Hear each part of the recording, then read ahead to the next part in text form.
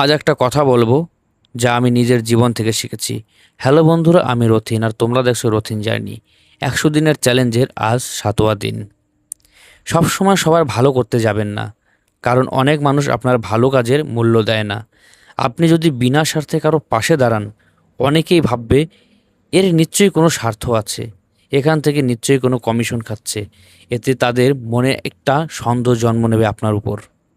আপনি যতই পরিষ্কার মন নিয়ে সাহায্য করুন, সবাই সেটা সেইভাবে দেখবে না। তাই নিজের সম্মান বজায় রাখুন।